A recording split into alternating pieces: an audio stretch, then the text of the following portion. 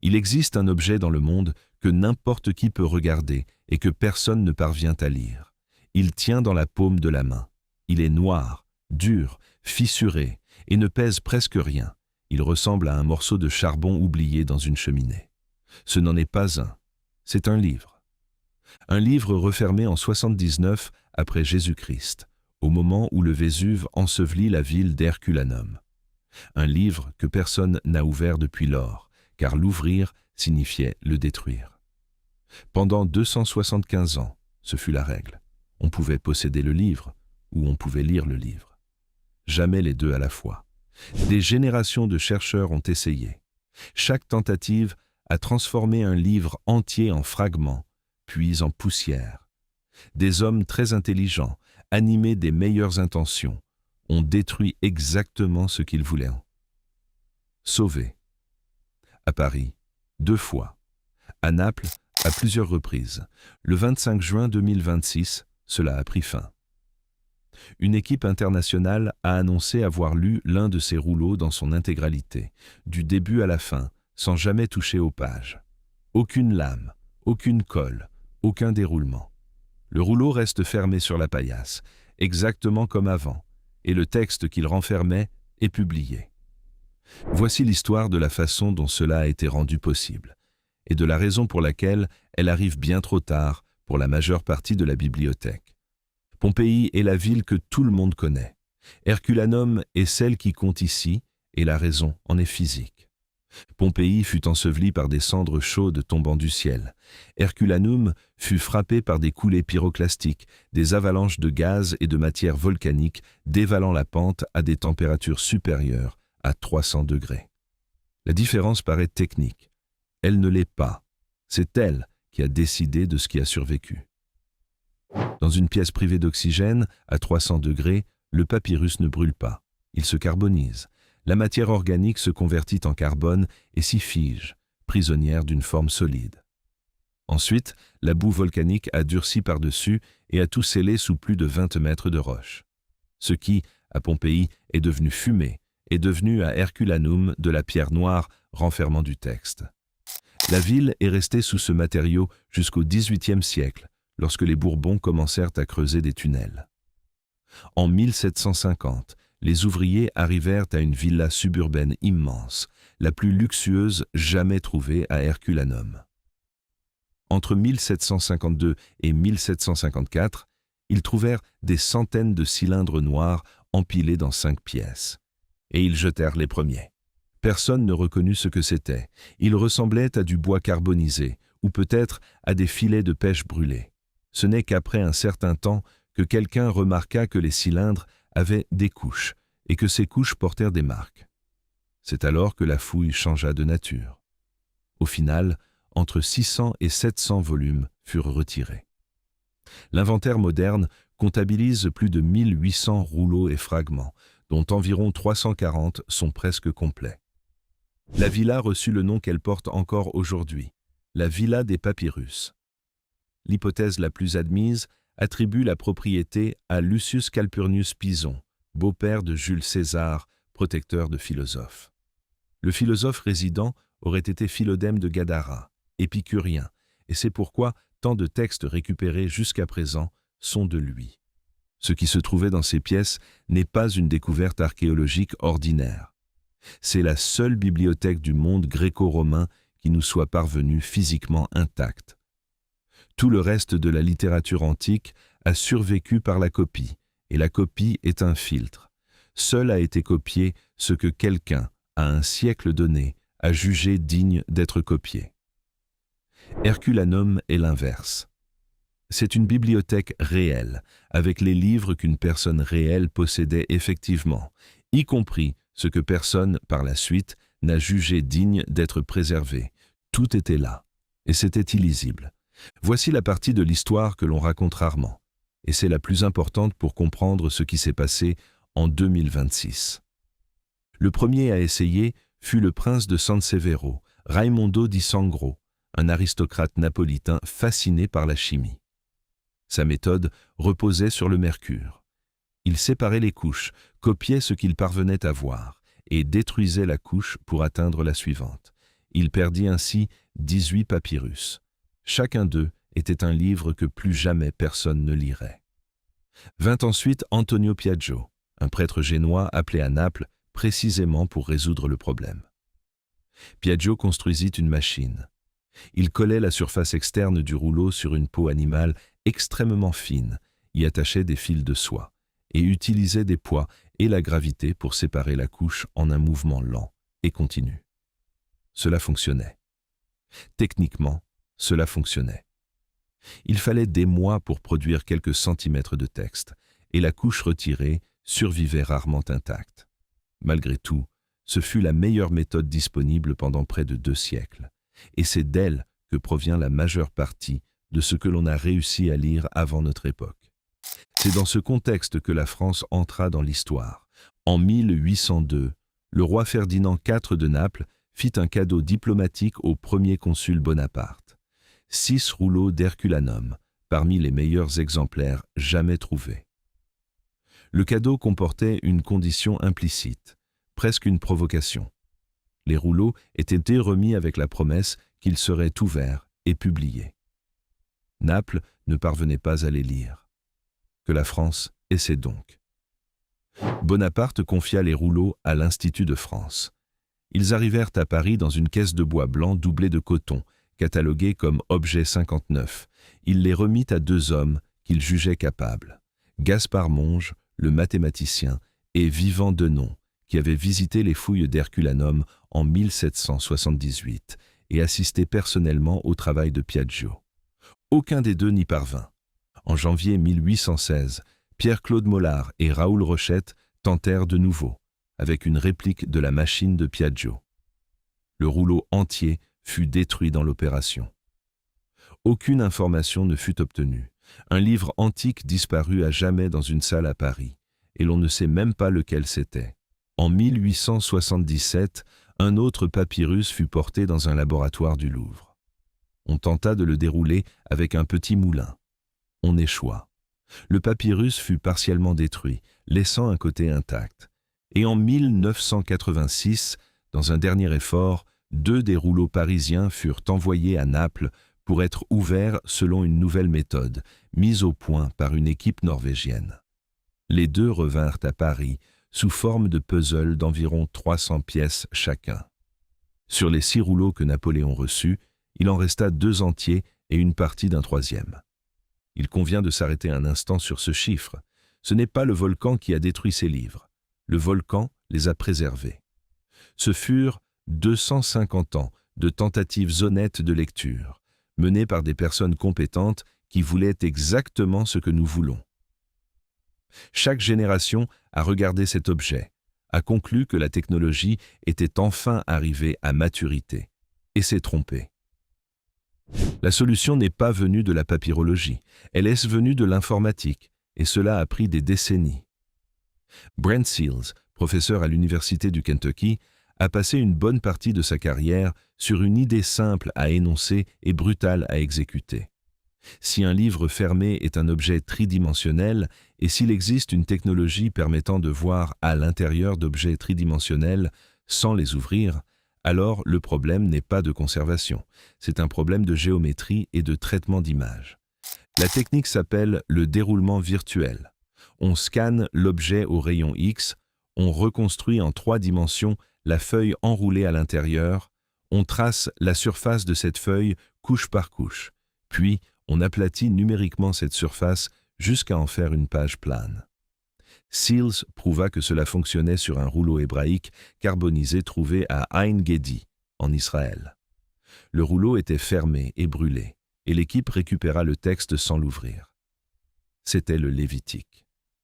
Mais Herculanum posait un problème qu'Ein Gedi ne posait pas, et ce problème faillit mettre fin à l'histoire avant même qu'elle ne commence. Le texte d'Ein Gedi avait été écrit à l'encre métallique. Le métal apparaît brillant sur un scanner à rayon X, car il est plus dense que le matériau environnant. L'encre d'Herculanum est faite de carbone, et le papyrus carbonisé est lui aussi du carbone. Sur les scanners, l'encre et la page ont pratiquement la même densité. Chercher ce texte, c'est chercher une lettre noire sur une page noire avec un instrument qui ne perçoit que la densité. En mars 2023, Seals fit quelque chose d'inhabituel pour un chercheur. Il ouvrit tout. Il s'associa à Nat Friedman et à Daniel Gross et lança le Vesuvius Challenge. Les scans à haute résolution et le logiciel du laboratoire furent publiés ouvertement, avec plus d'1 million de dollars de récompense pour quiconque parviendrait à lire le texte. Les rouleaux scannés étaient précisément ceux de l'Institut de France, imagés dans l'accélérateur de particules Diamond Light Source près d'Oxford. Ce qui se produisit ensuite est la partie la plus surprenante. En août de cette année-là, un ingénieur nommé Casey Handmer remarqua quelque chose d'étrange en observant les surfaces aplaties. Il y avait un motif de texture, un craquelage presque imperceptible à la surface du papyrus. Et ce motif formait des lettres. L'encre n'apparaissait pas par densité. Elle apparaissait parce qu'elle avait physiquement déformé la fibre du papyrus en séchant près de 2000 ans plus tôt. Handmer publia la découverte au lieu de la garder pour lui. Un étudiant de 21 ans du Nebraska, Luc Faritor, stagiaire chez SpaceX, entraîna un modèle d'apprentissage automatique à traquer ce motif. En octobre, il devint la première personne de l'histoire à lire un mot entier à l'intérieur d'un rouleau de Herculanum fermé. Le mot était « porphyras », pourpre. Quelques semaines plus tard, Youssef Nader, doctorant égyptien à Berlin, récupéra des colonnes entières en utilisant une technique différente. Et Julian Schilliger, étudiant suisse en robotique à l'École polytechnique fédérale de Zurich, résolut le problème de la cartographie automatique des feuillets à l'intérieur du volume. Les trois s'associèrent. Le 5 février 2024, le grand prix de 700 000 $ leur fut décerné pour une soumission comportant 15 colonnes de texte, plus de 2000 caractères que personne n'avait jamais vus. Et le texte parlait de plaisir, de nourriture, de musique, de la question de savoir si les choses rares procurent plus de plaisir que les choses abondantes. L'auteur pensait que non. Il s'agissait probablement de Philodème. C'était, en somme, un philosophe grec discutant de ce qui rend la vie digne d'être vécue. Et cette discussion reste reconnaissable 2000 ans plus tard. Aucune de ces personnes n'était papyrologue. La majeure partie de l'équipe actuelle du projet a rejoint l'aventure en tant que compétiteurs extérieurs. Lire 15 colonnes, ce n'est pas lire un livre. En 2024, l'équipe avait récupéré environ 5% d'un rouleau. Le reste demeurait fermé. Le saut suivant dépendait d'un instrument meilleur.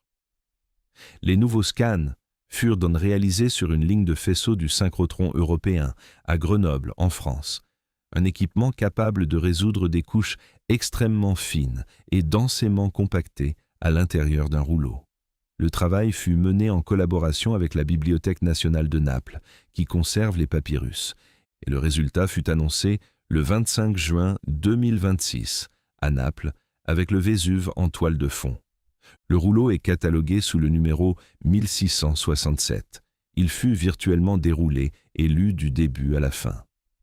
Environ 1,40 m de papyrus, quelques 22 colonnes de grec transcrites et révisées par des papyrologues. C'est la première fois que le texte préservé d'un rouleau d'Herculanum est lu de façon continue et non sous forme de mots isolés ou de taches éparses. Ici, il faut être précis, car le titre simplifie beaucoup trop. Ce qui a été lu en entier, c'est ce qu'il restait de ce rouleau. Des tentatives antérieures pour l'ouvrir à la main, au XIXe siècle, puis en 1969, puis de nouveau dans les années 80, avaient détruit les couches externes. Il ne restait que le noyau compact, environ 8 cm, pour une hauteur originale de 19 à 24 cm. Autrement dit, ce qui a été lu intégralement en 2026 est la partie inférieure des colonnes d'un livre déjà mutilé auparavant. Les parties supérieures s'étaient perdues avant, exactement de la façon que je viens de décrire. Le texte est un traité philosophique sur l'éthique, et les indices pointent vers une œuvre stoïcienne. Il traite de la nature humaine, de l'impulsion et du progrès moral des personnes. La dernière colonne préservée nomme Aristocréon, neveu et disciple de Chrysippe, l'un des grands noms du stoïcisme, ce qui situe le texte au IIe siècle avant Jésus-Christ. L'un des passages lisibles dit, approximativement, que nous rechercherons quelque chose, mais ne l'atteindrons pas si, d'une manière ou d'une autre, nous nous éloignons de nous-mêmes et de notre propre nature. Un homme a écrit cela sur une feuille de papyrus au IIe siècle avant Jésus-Christ. La feuille est allée sur une étagère, dans une villa proche de la mer. Un volcan l'a transformée en charbon. Des milliers de personnes, au fil de 2 millénaires, n'ont pas réussi à la lire, et plusieurs l'ont endommagée en essayant. Et un accélérateur de particules dans les Alpes françaises l'a récupérée. Il y avait 2 autres résultats dans la même annonce, et l'un d'eux est directement français. Le deuxième rouleau est connu sous le nom de Papyrus de Paris numéro 4.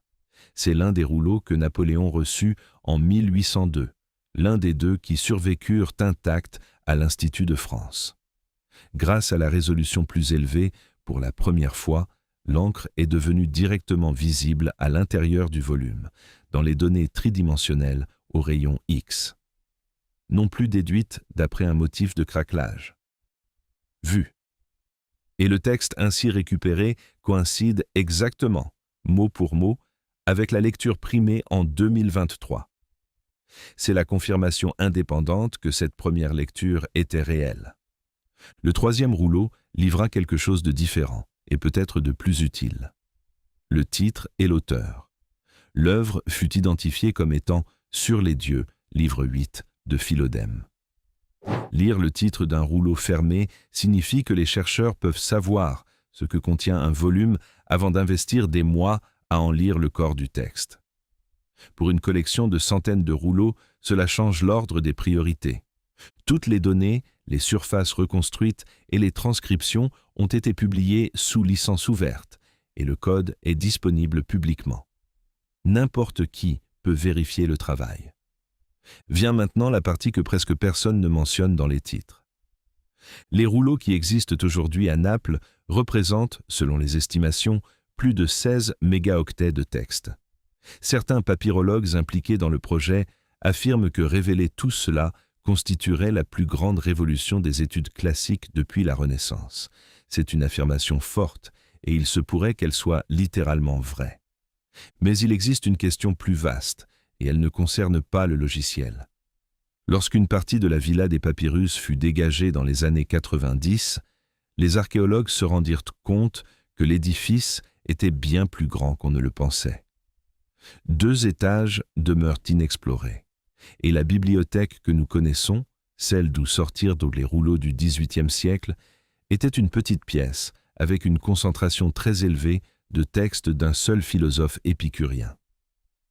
Une villa d'une telle envergure, appartenant à un Romain d'un tel rang, possédait presque certainement une bibliothèque principale bien plus vaste, avec des œuvres grecques et latines de toutes sortes. Cette bibliothèque n'a jamais été retrouvée. Selon les chercheurs du domaine, elle doit rester enfouie. Ce qui pourrait s'y trouver est la raison pour laquelle cette histoire attire tant de monde. Des livres perdus de Tite-Live, des dialogues d'Aristote, que l'on ne connaît que par citation, des poèmes de Sappho, dont il ne reste que des fragments, des pièces de théâtre dont les titres ont survécu sans le texte. Et ici, il faut absolument distinguer ce que l'on sait de ce que l'on espère. Il n'existe aucune preuve qu'une quelconque de ces œuvres précises se trouve sur ce terrain. Ce qui existe, c'est la certitude que la villa est plus grande que la partie fouillée, et l'attente raisonnable qu'une maison de cette envergure ait possédé davantage de livres. C'est une hypothèse, pas une découverte. Il existe aussi un obstacle bien moins romantique. La ville moderne d'Ercolano est construite par-dessus. La nappe phréatique est montée. Une fouille à cette profondeur, dans ces conditions, coûte très cher et implique des décisions difficiles sur ce qu'il faut préserver en surface. Pendant des décennies, l'argument contre la fouille était raisonnable. À quoi bon déterrer des rouleaux que personne ne pourrait lire sans les détruire? Cet argument vient de perdre toute validité. Reste alors la partie gênante de cette histoire, celle qui la rend justement intéressante. La technologie est arrivée. Elle est arrivée trop tard. après le Mercure du prince de Sansevero, après les fils de soie de Piaggio, après 1816 à Paris et 1877 au Louvre et 1986 à Naples. Après que 18, puis 20, puis d'innombrables livres se sont transformés en fragments entre les mains de personnes qui ne voulaient rien d'autre que les lire. Sur les 6 rouleaux que Napoléon reçut avec la promesse qu'ils seraient ouverts et publiés, 2 sont entiers. Et ce fut précisément l'un d'eux, le papyrus de Paris numéro 4, conservé dans une bibliothèque de Paris pendant 2 siècles, parce que personne n'était parvenu à l'ouvrir, qui devint l'un des premiers à être lu. L'incompétence de 4 générations de chercheurs français et italiens fut, en fin de compte, la forme de préservation qui fonctionna. Ce qui a survécu parce qu'ils avaient échoué à l'ouvrir. Le traité stoïcien récupéré en 2026 parle de l'impulsion humaine et du progrès moral, et dit, dans la mesure où il est possible de le lire, que l'on recherche une chose sans l'atteindre lorsque l'on s'éloigne de sa propre nature. Il est difficile de ne pas penser que cela décrit bien les 275 ans qui séparent dans la découverte de ces rouleaux de la capacité à les lire. Des centaines demeurent fermés à Naples. 2 étages demeurent sous terre, à Ercolano. Et pour la première fois depuis 1752, il existe une raison technique de les déterrer qui ne se termine pas par la destruction. Si cette bibliothèque principale existe, et si elle est fouillée un jour, ceci n'en aura pas été la fin. Ceci en aura été le premier chapitre lisible.